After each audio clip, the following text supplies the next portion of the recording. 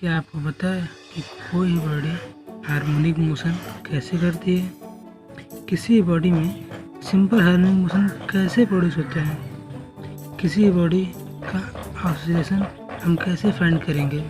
अगर कोई body simple harmonic motion कर रही है तो उस बॉडी की फ्रीक्वेंसी क्या है? एक कंप्लीट मोशन करने में हमें कितना टाइम पीरियड लग रहा है? उस बॉडी का कितना एम्पलीट्यूड है? उसका फेज क्या है?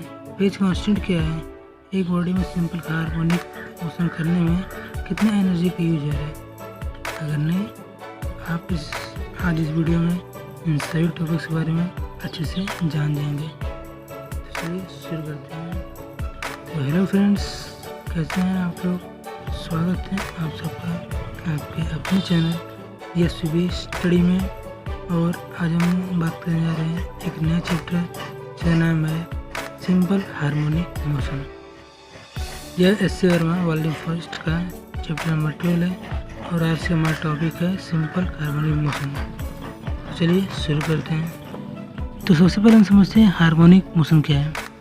तो अगर कोई भी बॉडी एक फिक्स्ड टाइम इंटरवल के बाद या फिर आप कहेंगे एक इरेगुलर टाइम इंटरवल के बाद अगर मोशन को रिपीट करें तो वो हार्मोनिक मोशन परफॉर्म कर रही है, या फिर आप इसको पीरियोडिक मोशन भी कह सकते हैं। पीरियोडिक मोशन, अब एक पीरियोडिक मोशन करने के लिए या फिर एक कंप्लीट हार्मोनिक मोशन करने के लिए जितना टाइम इंटरवल है उसी को हम कहते हैं टाइम पीरियड। तो इसकी टाइम पीरियड क्या हो गया? एक कंप्लीट मोशन के लिए, कंप्लीट हार्मोनिक मोशन के लिए जितना टाइम इंटरवल यूज हुआ है उसी को हम कहते हैं टाइम पीरियड। अब अगर body to and fro motion कर रही है on the same path, to and fro motion, it means की बॉडी एक सेम पाथ पे आगे जा रही है, फिर पीछे आ रही है, फिर आगे जा रही है, फिर पीछे आ रही है, इसी को कहते हैं to and fro motion. To and fro motion. तो अगर कोई body to and fro motion perform कर रही है तो हम कहेंगे कि जो बॉडी है वो ऑसिलेट कर रही है, बॉडी में ऑसिलेशन प्रोड्यूस हो रहा है। ठीक है, तो अब हम आते हैं अपने टॉपिक सिंपल हार्मोनिक मोशन में। तो सिंपल हार्मोनिक मोशन कहते किसे हैं? सिंपल हार्मोनिक मोशन, या फिर इसको आप शॉर्ट में SHM भी कह सकते हैं, SHM। तो सिंपल हार्मोनिक मोशन जो है वो एक स्पेशल टाइप ऑफ ऑसिलेशन है, स्पेशल टाइप ऑफ ऑसिलेशन जिसमें कि जो बॉडी है वो एक स्ट्रेट लाइन पे, किसी स्ट्रेट लाइन के अलाउंग एक पॉइंट्स के तरफ एसिलेट कर रही है। इट मीन्स आपको कहते हैं कि जो बॉडी है एसिलेट कर रही है, acylated towards a point on the fixed line. A body accelerated towards a point on a fixed line. और जो उसका मैग्नीट्यूड होगा, एक्सेलरेशन का जो मैग्नीट्यूड है, एक्सेलरेशन मैग्नीट्यूड वो प्रोपोर्शनल होगा डिस्प्लेसमेंट ऑफ बॉडी के फ्रॉम द पॉइंट, जिस पॉइंट से आपने मेजर किया है, डिस्प्लेसमेंट। ठीक है, तो अगर कोई बॉडी का एक्सेलरेशन जो है वो एक फिक्स स्ट्रेट लाइन पे के एक पॉइंट के टुवर्ड्स हो और उसका मैग्नीट्यूड उसके डिस्प्लेसमेंट के प्रोपोर्शनल हो, तो हम कहेंगे कि जो बॉडी है वो सिंपल हार्मोनिक मोशन परफॉर्म कर रही है, SHM। अब जो यहाँ पे फिक्स्ड पॉइंट है उस फिक्स पॉइंट को हम कहते हैं centre of oscillation. Centre of oscillation. इसी फिक्स पॉइंट पे अगर जब बॉडी रेस्ट में होगी हम कहेंगे कि बॉडी जो है इक्विलिब्रियम पोजीशन में है। सेंटर ऑफ ऑसिलेशन हो गया। अब अगर आप सेंटर ऑफ ऑसिलेशन को लेते हैं टेक एज ए ऑरिजिन, ठीक है, एंड जो फिक्स लाइन है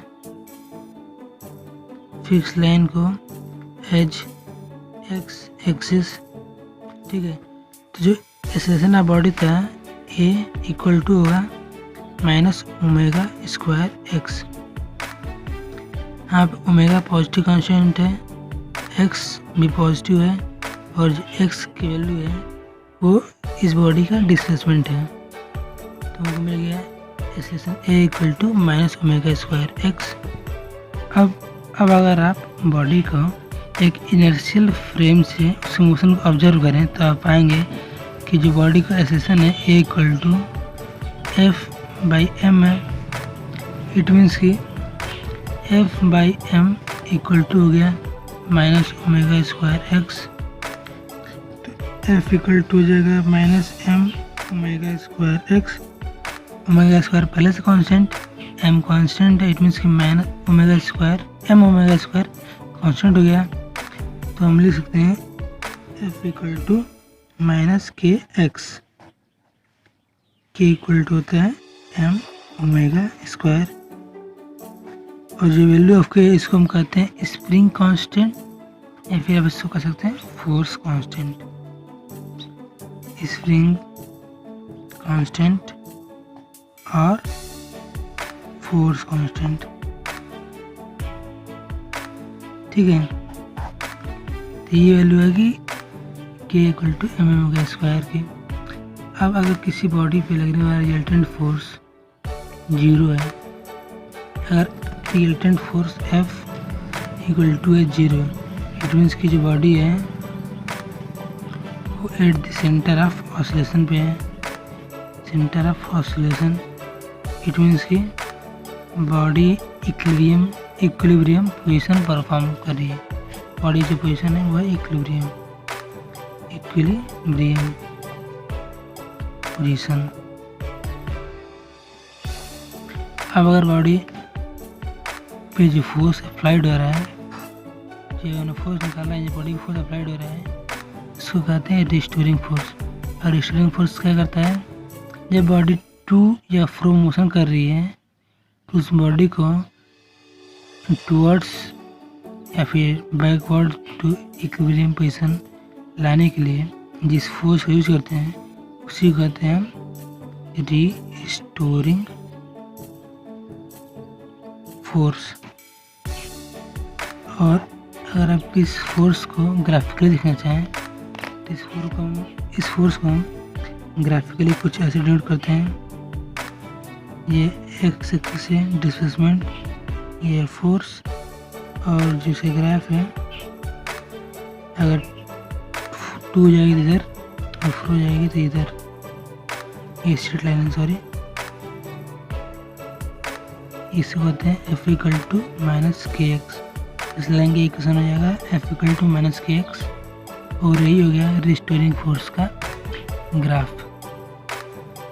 अब हम सिंपल हार्मोनिक मोशन का क्वालिटेटिव नेचर के बारे में बात कर लेते हैं कि इसका क्वालिटेटिव नेचर क्या होता है।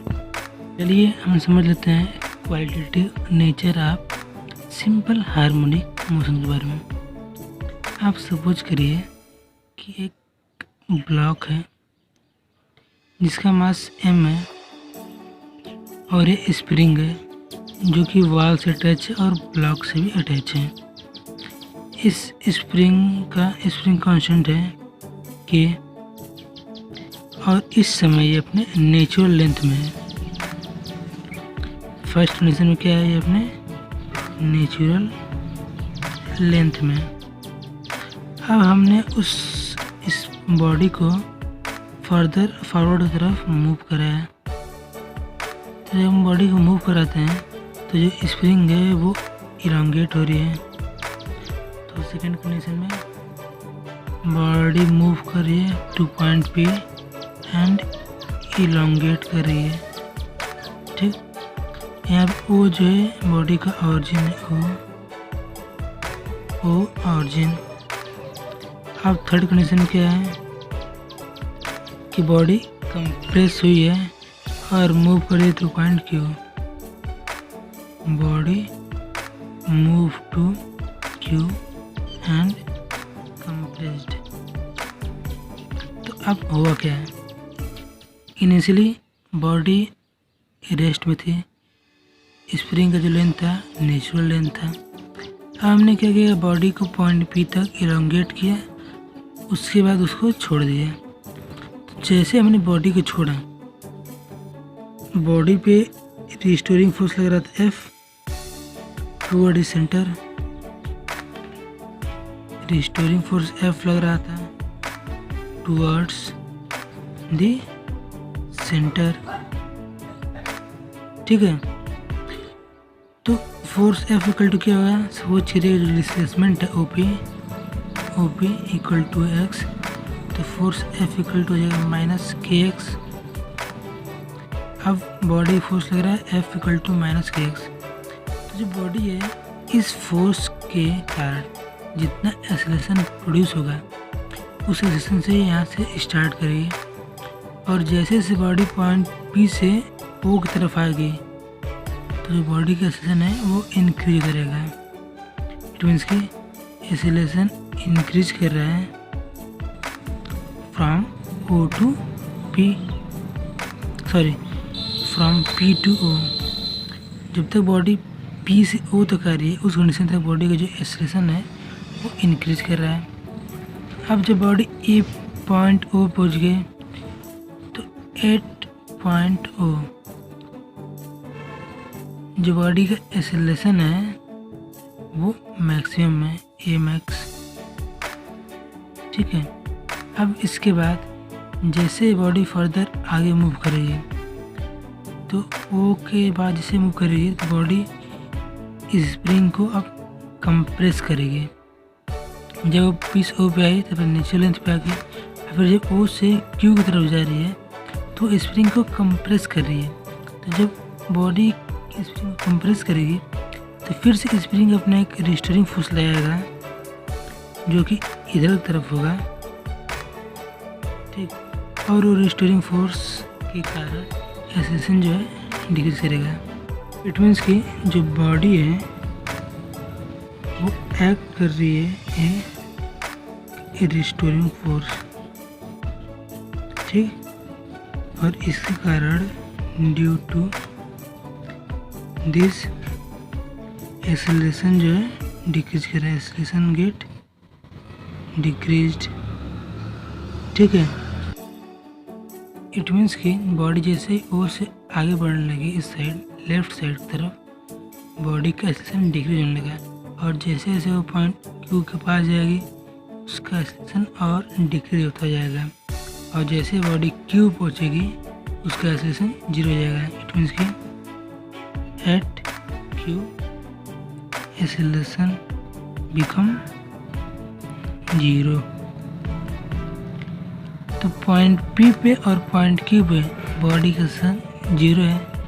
तो अगर हम एनर्जी की बात करें, स्प्रिंग मास फिर स्प्रिंग ब्लॉक सिस्टम की, तो energy of system at P equal to जाएगा 1/2 k O P square, 1/2 k O P square. अब similarly energy of system at Q हो जाएगा 1/2 के ओ क्यू स्क्वायर। अब 8 पॉइंट पी और Q पे जो बॉडी का एक्सेलरेशन है वो 0 है। इट मीन्स कि काइनेटिक एनर्जी इक्वल टू हो जाएगा 0। तो अब according to principle of conservation, according to principle of conservation 1/2 k O Q square okay square equal to होगा 1/2 के ओ पी स्क्वायर। यहाँ से आ जाएगा O Q equal to O Q. It means कि जो बॉडी जितना elongate हो रही है उतना ही कंप्रेस भी हो रही है, और इसी डिस्प्लेसमेंट कहते हैं एम्पलीट्यूड ऑफ ऑसिलेशन। अब हम बात कर लेते हैं equation of motion of SHM की। Equation of motion of simple harmonic motion. अब सपोज करिए कोई पार्टिकल है जिसका मास m है, ये ऑरिजिन ऑफ ऑसिलेशन है 0.2। बॉडी इस स्ट्रेट लाइन पे ऑसिलेट कर रही है, ठीक है। बॉडी पे जो फोर्स लग रहा है F इक्वल टू है माइनस के एक्स के, ठीक। और जो एक्सिस है ये एक्स एक्सिस है। आप सपोज करिए कि at time T equal to 0 पे, at time T equal to 0 पे बॉडी जो है वो एट पोजिशन एक्स नॉट पे है, और इस पोजीशन पे जो इसकी वेलोसिटी है वो है वी नॉट। इट मीन्स कि at T equal to 0 X equal to x not, X displacement, और velocity V equal to we not. आप इस इंस्टेंट पे या फिर किसी भी इंस्टेंट पे अगर एक्सेलेरेशन निकालें तो acceleration of particle at any instant A equal to होगा F by M. F equal to minus के एक्स, तो minus K by M A X, और ए इक्वल टू होता है माइनस ओमेगा स्क्वायर एक्स। तो यहाँ से हमको मिल जाएगा omega equal to root over k by m. तो ये ओमेगा का वैल्यू आ गया। तो इस वैल्यू का आप नोट करिए कि टी इक्वल टू 0 बॉडी की position x equal to x naught थी और v equal to we naught थी। अब अगर हम निकाल लें कि at T equal to at time T पे, एट टाइम टी पे, और जो बॉडी को डिस्प्लेसमेंट है, डिस्प्लेसमेंट एक्स, और उसकी वेलोसिटी v है, ठीक है। तो t इक्वल टू 0 से टाइम t तक इसमें जितना इसकी वेलोसिटी बढ़ी है या फिर उसमें जितना डिस्प्लेसमेंट कवर किया है उसको हम फाइंड करना चाहें, तो उसके लिए हम सबसे पहले क्या करेंगे, सबसे पहले हम इस ओमेगा का यूज करके एक इक्वेशन डिराइव करेंगे, और इस इक्वेशन में इसको एज ए लिमिट मान के वेलोसिटी और डिस्प्लेसमेंट की वैल्यू को सॉल्व करेंगे, तो हमको वेलोसिटी एट टाइम टी और उसका डिस्प्लेसमेंट फाइंड कर सकते हैं। तो चलिए ये करते हैं इसको हम। तो अब हमारे पास एक्सेलरेशन ए इक्वल टू है माइनस ओमेगा स्क्वायर एक्स। तो ए इक्वल टू हम लिख सकते हैं D we by D T equal to minus omega square x. तो इसको हम अगर ब्रोक करके हम लिख सकते हैं D we by D X equal to into D X by D T equal to minus omega square X. D X by D T equal to होता है V, D X by D T equal to हो जाएगा V, तो V D we by D X equal to minus omega square x. तो V D V equal to हो जाएगा minus omega square X D x. अब हम इनको integrate कर देंगे विथ प्रॉपर लिमिट। तो वेलोसिटी जो वेरी कर रहा है from v naught to v, और जो डिस्प्लेसमेंट है वो वेरी कर रहा है from x naught to x. तो इसको इंटीग्रेट करते हैं, तो integration of v D v from v0 to v is equal to integration of minus omega square x dx from x0 to x। तो हो जाएगा v square by 2 v0 to v minus omega square constant है, तो minus omega square bracket x square by 2 x0 to x। तो इसको हम solve करेंगे तो हो जाएगा v square minus v0 square, दोनों साइड 2 कैंसिल हो जाएंगे, equal to minus omega square x square minus x0 square. तो v इक्वल टू हो जाएगा omega naught square plus minus omega square x square, sorry plus omega square x0 square minus omega square x square. तो अगर ये v square equal to है तो v equal to under root चल जाएगा, under root v0 square plus omega square x0 square minus omega square x square. अब यहाँ से हम ओमेगा स्क्वायर कॉमन लें तो हमको मिल जाएगा v equal to omega under root of omega naught upon omega whole square plus x0 square minus x square. तो अब अगर हम omega v0 upon omega whole square plus x0 square equal to लेते हैं a स्क्वायर, तो equation becomes v equal to omega root over a square minus x square. v को लिख सकते हैं dx by dt, dx by dt equal to omega root over a square minus x square. अब dt इधर लेते हैं, root over a square minus x square को इधर लाते हैं, तो dx by root over a square minus x square equal to omega dt। अब हमने देखा था एट t इक्वल टू 0 पे x इक्वल टू x0 था एंड एट टाइम t पे डिस्प्लेसमेंट था x, तो t इक्वल टू 0 से t और x0 टू x हम इस दोनों को इंटीग्रेट करते हैं, integration of dx upon root over a square minus x square from x0 to x is equal to integration from 0 to t omega dt।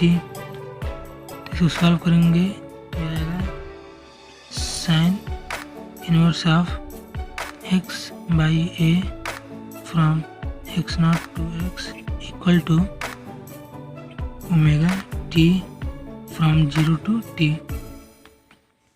तो ये हो जाएगा sine inverse of x by a minus sine inverse of x0 by a equal to omega t। अब अगर हम sine inverse of x0 by a को लिखते हैं इक्वल टू डेल्टा,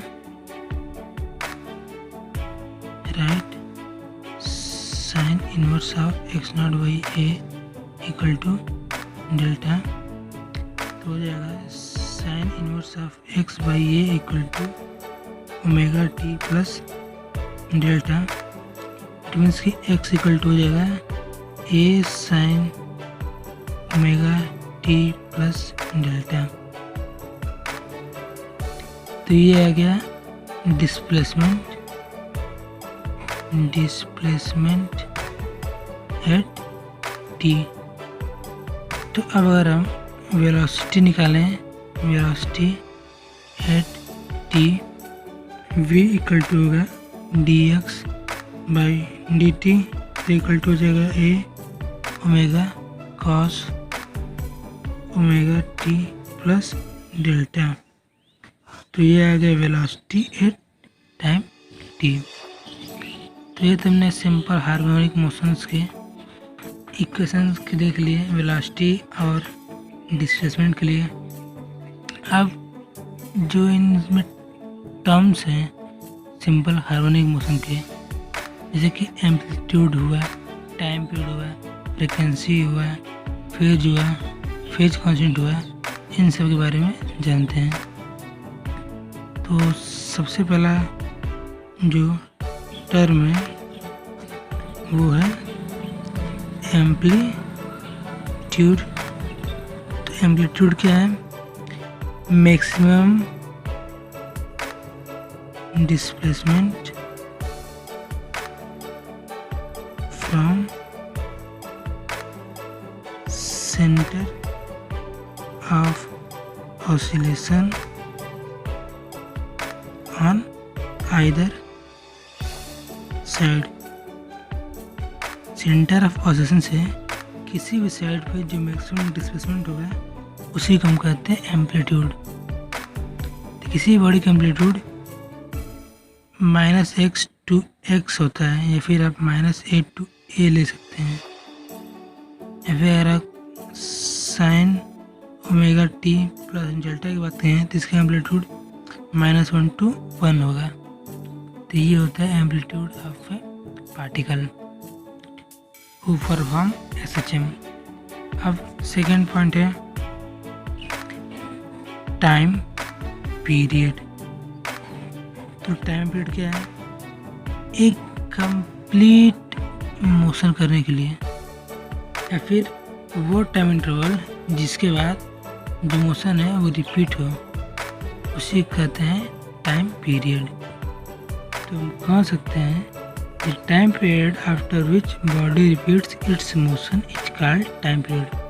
मतलब वो टाइम इंटरवल या पीरियड या फिर और इंटरवल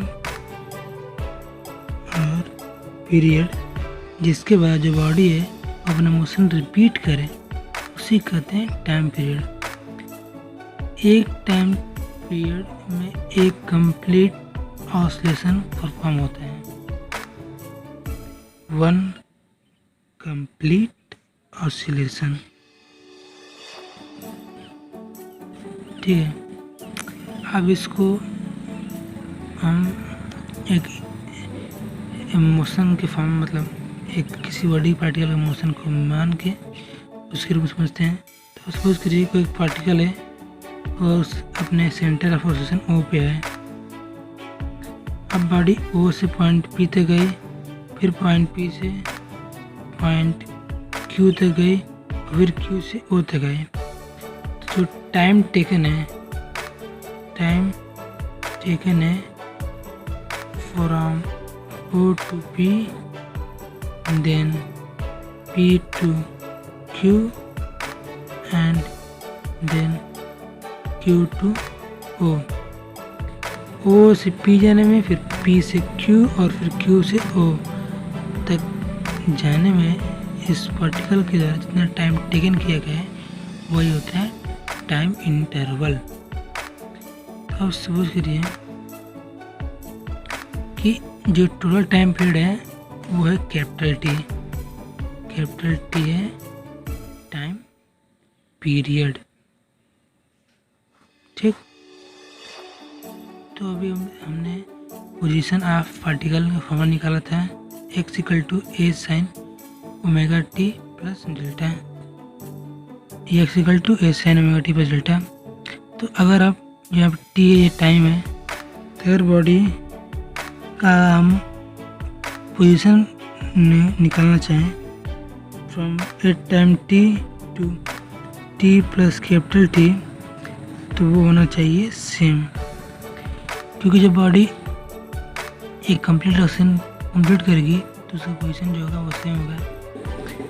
तो यहाँ पे हम ले सकते हैं a sin omega T plus delta equal to a sin omega T plus capital T plus delta ले सकते हैं। तो यहाँ से हमको एक्स इक्वल टू मिल जाएगा sine omega T plus delta equal to हो जाएगा sine omega in bracket t plus capital t plus delta. अगर यहीं पे आप वेलोसिटी की बात करें तो वेलोसिटी भी एक रेगुलर टाइम इंटरवल के बाद रिपीट करेगी। तो velocity cos omega T plus delta velocity equal to होना चाहिए cos of omega T plus capital t plus delta होना चाहिए। अगर ऐसा है तो इट मीन्स की जो बॉडी है वो एक कंप्लीट ऑसिलेशन प्रोड्यूस कर रही है। तो उस कंडीशन में देन अगर जो बॉडी का एंगल है ओमेगा टी प्लस डेल्टा वो इंक्रीज कर रहा है बाई 2 पाई, तो उस कंडीशन में भी जो उसकी वैल्यू होगी वो सेम होगी। तो हम इट लिख सकते हैं omega in bracket small t plus capital t bracket close plus delta equal to omega T plus delta plus 2 pi. ठीक है, तो इसको हम सॉल्व करेंगे तो हमको मिल जाएगा omega capital t equal to 2 pi. तो टी इक्वल टू हो जाएगा 2 pi by omega, t equal to 2 pi by omega. और हमने अभी जो इक्वेशन ऑफ मोशन पढ़ा था उसमें हमने फाइंड किया था कि ओमेगा इक्वल टू होता है root over k by m. तो यहाँ पर वैल्यू पुट कर दें मिल जाएगा t equal to 2 pi root over m by k. और ये अगर हमारा टाइम पीरियड, यहाँ पे के फोर्स कांस्टेंट है और एम जो है वो है मास ऑफ द पार्टिकल। तो ये तो बात हो गई टाइम पीरियड की। अब जो नेक्स्ट टर्म है वो है frequency and angular frequency. Frequency and angular frequency, तो फ्रीक्वेंसी क्या होता है? Reciprocal of time period. ये तो आप क्लास 7-8 से पढ़ते आ रहे हैं। फ्रीक्वेंसी एफ इक्वल टू होता है 1/t reciprocal of time period, तो इक्वल टू हो जाएगा omega upon 2 pi. It means कि 1/2 पाई root over k by m. तो ये हो गया फ्रीक्वेंसी। अब जहाँ पे ओमेगा है, कांस्टेंट ओमेगा है, the constant omega is called angular frequency. Constant omega को हम कहते हैं एंगुलर फ्रीक्वेंसी। हमारा अगला टॉप पॉइंट है वो है फेज। फेज क्या होता है? जो मैंने क्वांटिटी पढ़ी थी phi equal to omega T plus delta. Omega T plus delta को हम डिवाइड करते हैं फाई से, और यही जो वैल्यू है इसे हम कहते हैं phase, phase of the particle. तो अगर displacement x equal to A sine omega T plus delta equal to 0 होगा, देन v इक्वल टू हो जाएगा ए ओमेगा। अब अगर x इक्वल टू ए है तो v इक्वल टू होगा 0। अगर फेज जो है वो π/2 है तो x इक्वल टू हो जाएगा a, जब x इक्वल टू a हो जाएगा तो v इक्वल टू हो जाएगा 0। अगर फेज पाई है तो x इक्वल टू होगा 0, v इक्वल टू हो जाएगा ए ओमेगा। तो डिफरेंट कंडीशंस के लिए फेज जो होता है वो चेंज होता रहता है।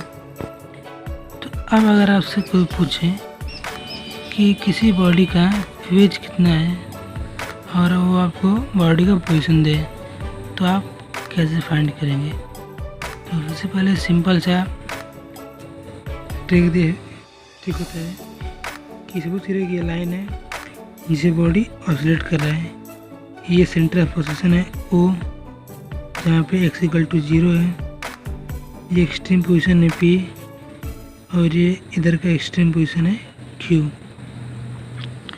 तो जब फेज x या फिर आप कह दो फाई, जब फाई =0 होगा तो पार्टिकल x=0 पे होगा। जब फाई =π/2 होगा तो पार्टिकल एट x पे होगा। जब फेज पाई होगा डेल्टा =π, तो फिर से पार्टिकल जो है वो x=0 पे होगा। जब फेज फाई =3π/2 पे होगा तो जो पार्टिकल है वो -x पे होगा। और फिर से जब फेज फाई =2π होगा तो बॉडी होगा x=0 पे। इसको आप अगर समझना चाहें तो अगर समझिएगा, एट 0 पार्टिकल O पे, एट π/2 पार्टिकल P पे, एट पाई पार्टिकल O पे, फिर एट पाई 3π/2 पार्टिकल Q पे, और फिर से जब 8π/2 आ गया तो पार्टिकल 0 पे। इट मीन्स कि जैसे जैसे एंगल इंक्रीज कर रहा है, अगर जो फेज है वो पाई 2π फिर 3π 4π हो रही है, तो जो पार्टिकल है वो 0 पे होगा। अगर फेज π/2 3π/2 4π/2 5π/2 है, सॉरी 4π/2 नहीं होगा, 5π/2 7π/2, इट मीन्स कि पार्टिकल जो है या तो पॉइंट P पे होगा या फिर पॉइंट Q पे होगा। इसमें भी अगर फेज π/2 है, फिर 5π/2 है, फिर 9π/2 है, 11π/2 है, सॉरी 11 है, 13π/2 है, इट मीन्स की पार्टिकल जो है x पे होगा। अगर फेज 3π/2 है, ठीक है, 7π/2 है, 11π/2 है, 15π/2 है, तो इट मीन्स की जो पार्टिकल है वो एट -x पे होगा। तो ये हो गया फेज। मतलब अगर आपको कोई फेज दे दे और आपको पोजीशन ऑफ पार्टिकल पूछेगी, पार्टिकल पोजीशन क्या है, तो आप कुछ इस तरह से पता कर सकते हैं। या फिर आप एक और तरीका है, अगर जो फेज 0 to π/2 है, इट मीन्स बॉडी जो O to P के बिलोंग करेगी। अगर फेज π/2 to π है तो उस कंडीशन में जो पार्टिकल पोजीशन है वो P to O के में बिलोंग करेगा। अगर पार्टिकल का फेज पाई टू 3π/2 है, इट मीन्स ये पार्टिकल है वो OQ में बिलोंग करेगा। अगर फिर से जो पार्टिकल का फेज 3π/2 to 2π है, तो जो पार्टिकल है वो Q में बिलोंग करेगा। तो ये हो गया फेज। अब हम देख लेते हैं फेज कांस्टेंट होता है। फेज कांस्टेंट क्या होता है? फेज कांस्टेंट तो जो भी हमने पढ़ा था equal to omega T plus delta, तो जो यहाँ पे डेल्टा है यही है फेज कांस्टेंट, इसी को कहते हैं फेज कांस्टेंट। तो ये हमने बात कर ली सिंपल हार्मोनिक मोशन के टर्म्स के बारे में। हम बात करेंगे कि यह simple harmonic motion as a projection है सर्कुलर मोशन का। तो मेरा नेक्स्ट टॉपिक है simple harmonic motion of as a projection of circular motion. तो सबसे पहले सपोज कीजिए कि एक सर्कल है जिसका रेडियस ए है,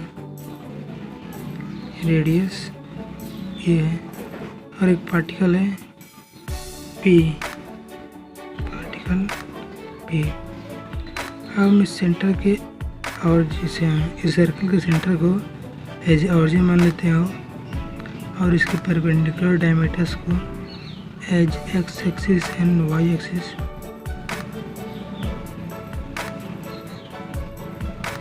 ये हो गया एक्स एक्सिस और ये हो गया वाई एक्सिस। अब सपोज करें कि at T equal to 0, at T equal 0 पे जो पार्टिकल है on the x axis, at T equal 0 पे पार्टिकल एक्स एक्सिस पे सपोज करिए यहाँ। अब जैसे जैसे टाइम चेंज हुआ पार्टिकल मोशन कर रहा है और पार्टिकल की जो स्पीड है वो एक कांस्टेंट एंगुलर स्पीड है ओमेगा। पार्टिकल इस कांस्टेंट एंगुलर स्पीड ओमेगा से इस सर्किट में मोशन कर रहा है। आज सपोज करिए at time t, at time T पे पार्टिकल है वो पोजीशन पे है एट पोजीशन पी। तो ये पोजीशन है पार्टिकल पी की, रेडियस है ओपी। अब सपोज करिए कि जो ओपी है वो एक्स एक्सिस के साथ एक एंगल प्रोड्यूस कर रहा है थीटा है। OP make theta angle with x axis और थीटा इक्वल टू है ओमेगा टी। तो ये वैल्यू आ गई omega T.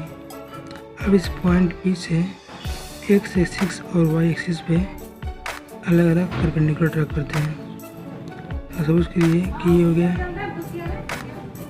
P Q perpendicular on x axis, तो ये पी क्यू परपेंडिकुलर हो गया ऑन एक्स एक्सिस और एक परपेंडिकुलर ड्रा करते हैं P R on Y axis. तो पी क्यू परपेंडिकुलर है एक्स एक्सिस पे और पी आर परपेंडिकुलर है वाई एक्सिस पे। ठीक है, तो अब अगर हमको कोऑर्डिनेट्स पार्टिकल पी निकालना एट टाइम टी पे, तो coordinates X and Y coordinates are, ये X coordinate X equal to होगा ओ क्यू के इक्वल टू जाएगा O P cos omega T. तो यहाँ पे O P equal to a है, तो x equal to a cos omega t. अब वाई कोऑर्डिनेट की बात करें तो वाई कोऑर्डिनेट इक्वल टू है ओ आर इक्वल टू हो जाएगा ओ पी साइन, तो वाई इक्वल टू हो गया O P sine omega t. O P की वैल्यू ए है तो वाई इक्वल टू हो जाएगा ए साइन ओमेगा टी। तो ये हमको एक्स कोऑर्डिनेट और ये वाई कोऑर्डिनेट मिल गया। अब अगर इन दोनों कोऑर्डिनेट्स को आप देखें तो आप कह सकते हैं कि जो ये एक्स की वैल्यू है ये इक्वेशन ऑफ फुट को मतलब equation of foot of perpendicular को शो कर रही है। क्यों? जो कि एक सिंपल हार्मोनिक मोशन एग्जीक्यूट कर रहा है ऑन एक्स एक्सिस। और जब आप इसी को समझ रखते हैं y equal to A sine omega T, तो आपको पता चलेगा कि ये भी एक फुट ऑफ परपेंडिकुलर पे एक सिंपल हार्मोनिक मोशन एग्जीक्यूट कर रहा है on Y axis. It means कि ये दोनों कोऑर्डिनेट्स अपने फुट ऑफ परपेंडिकुलर पे मीन्स कि वाई एक्स एक्सिस और वाई एक्सिस पे सिंपल हार्मोनिक मोशन एग्जीक्यूट कर रहे हैं। इट मीन्स कि ये जो है सिंपल हार्मोनिक मोशन के प्रोजेक्शन है। ठीक, तो फाइनली इससे वही पता चलता है कि जो बॉडी है वो एक सर्कुलर मोशन पे सिंपल हार्मोनिक मोशन के प्रोजेक्शन कर सकते हैं, प्रोजेक्शन कर रही है। अगर एम्पलीट्यूड की बात करें तो इसका एम्पलीट्यूड है ये ओमेगा जो है एंगुलर फ्रीक्वेंसी है। ठीक है, और अगर इनके फेज डिफरेंस की बात करें तो cos omega t equal to होता है sine omega T plus pi by 2। It means इनका फेज डिफरेंस जो है वो है पाई बाई 2। तो ये तो बात हुई projection of simple harmonic motion of a circular motion की। अब ये देखेंगे सिंपल हार्मोनिक मोशन में एनर्जी कंजर्व हो रहती है कि नहीं होती। अगर रहती है तो उसको हम फाइंड करेंगे।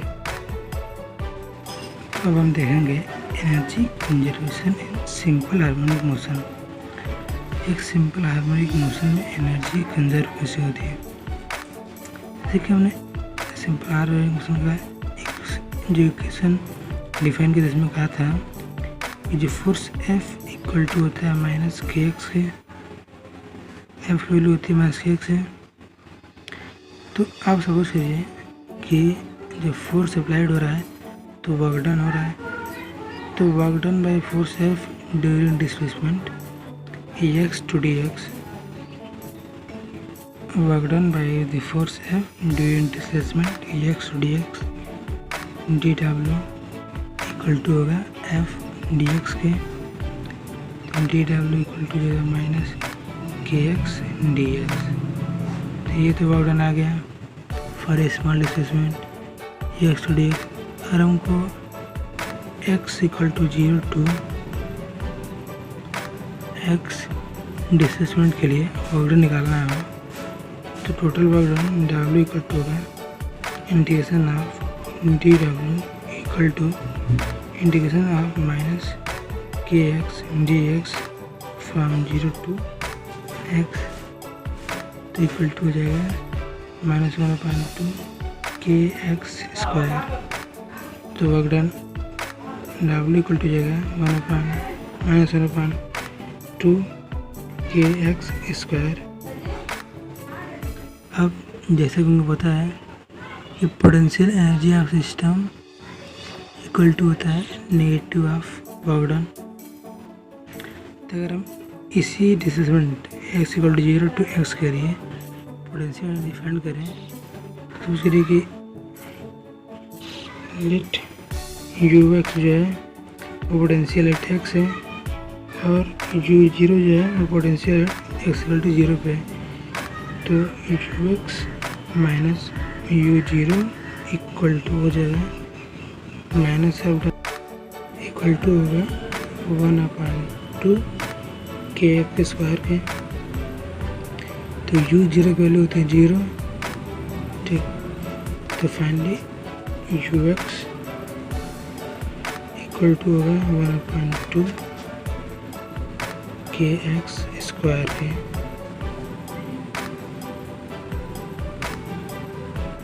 ये equal to 1/2 K X square के। अब इसको डिटरमाइन करते हैं। तो मैंने फॉर्मूला पढ़ा था omega equal to root over k by m के। तो अगर हम के फाइंड करें तो हमको के इक्वल टू मिल जाएगा m omega square. K value यहाँ पुट करें तो हमको मिलेगा U x equal to 1/2 M omega square x square. Potential energy at displacement x equal to 1/2 M omega square x square.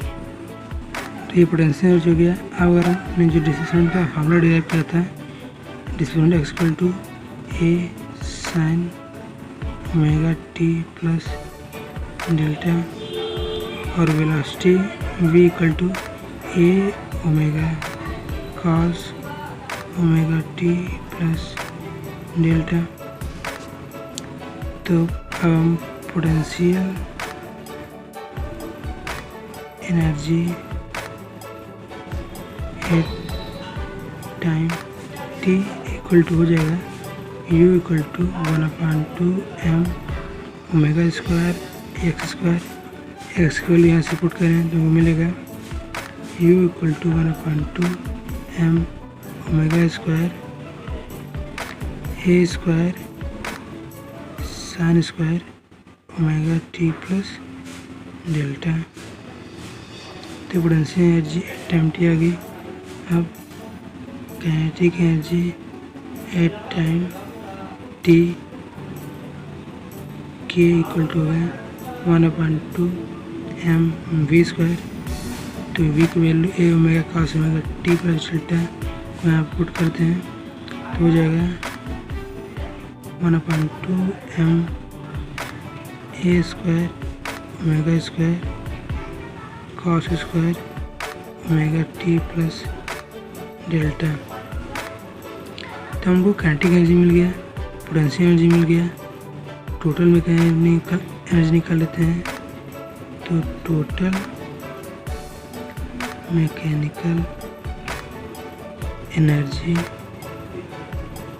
Eight time T equal to हो जाएगा E equal to U plus K. तो 1/2 M omega square A square in bracket sine square omega T plus delta plus cos square omega T plus delta. तो sine square theta plus cos square theta equal to होता है 1। तो finally हमको total mechanical energy E equal to मिल गया 1/2 M omega square A square. अब जो हमको टोटल मैकेनिकल एनर्जी फॉर्मूला मिला है 1/2 M omega square A square, ये इंडिपेंडेंट ऑफ टी है, independent of T. It means कि टाइम चेंज होने के साथ इसकी वैल्यू चेंज नहीं होगी। तो इससे ये प्रूफ होता है कि जो ई है वो हमेशा कांस्टेंट रहेगा। तो इस तरह यहाँ पे law of energy generation of energy यहाँ पे प्रूव होता है। इट मीन्स कि सिंपल हार्मोनिक मोशन जो है law of conservation of energy को फॉलो करता है। ठीक है तो फ्रेंड्स, इस वीडियो में बस इतना है। मिलते हैं इस वीडियो में जहाँ पे हम बात करेंगे simple pendulum, physical pendulum, torsion balance और बहुत सारे टॉपिक्स के बारे में। तो अगर आपको वीडियो पसंद आई हो तो लाइक करिएगा, अपने फ्रेंड के साथ शेयर करिएगा। कोई डाउट, कोई सजेशन, कुछ भी आपका ना हो तो कमेंट ज़रूर करिएगा और मेरे चैनल को सब्सक्राइब करिएगा। सब्सक्राइब करने के बाद बेल आइकन प्रेस करिएगा ताकि आपको हमारी नोटिफिकेशन हमेशा मिलती रहे। तो मिलते हैं नेक्स्ट वीडियो में, तब तक के लिए